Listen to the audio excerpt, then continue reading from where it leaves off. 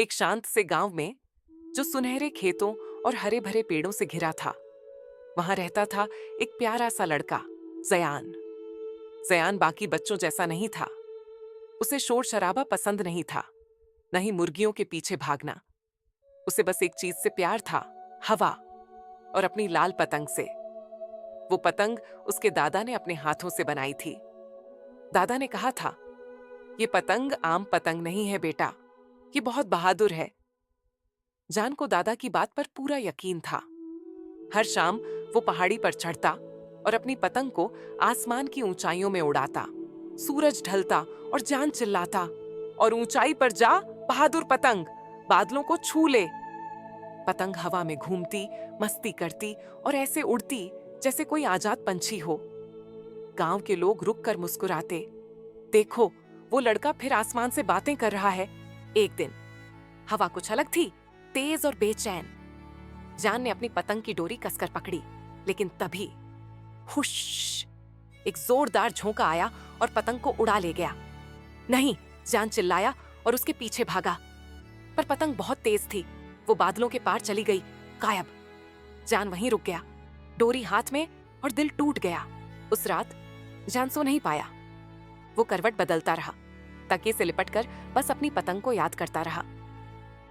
काश मैंने उसे ज्यादा कसकर पकड़ा होता, उसने खुद से कहा। बाहर की हवा खिड़की से दस्तक दे रही थी, मानो वो भी पतंग को याद कर रही हो। जैसे ही जान की आंखें बंद होने लगीं, एक आवाज आई, हुश। खिड़की के पर्दे हिले और वहां थी लाल पतंग, चमकती हुई एक छोटे सितारे की तरह। उसकी पूंछ धीरे धीरे हिल रही थी, जैसे वो जिंदा हो। जान चौंक गया। मैं सपना तो नहीं देख रहा? जान, पतंग बोली। मैं खोई नहीं थी, मैं एक लंबी यात्रा पर गई थी। तुम बोल सकती हो? जान ने पूछा। सिर्फ चांदनी रात में, पतंग हंसी। मैं चीलों के साथ उड़ी, बादलों में नाची और एक टूटते तारे से रेस लगाई। वाकई? जान की आंखें चमक उठीं। हाँ, पतंग बोली, लेकिन सबसे ज्यादा तुम्हारी याद आई। बादलों के ऊपर एक अलग ही दुनिया है, पतंग बोली। एक बादल है रोमर, जिसने मुझे समंदर पार उड़ना सिखाया। मैंने पहाड़ देखे जो रात में चमकते हैं, और चांद ने मुझे देखकर आंख मारी। चांद ने? जान हंसा। हाँ, और उसने कहा, जान से कहना आसमान उसका इंतजार कर रहा है। मेरा? जान चौंका।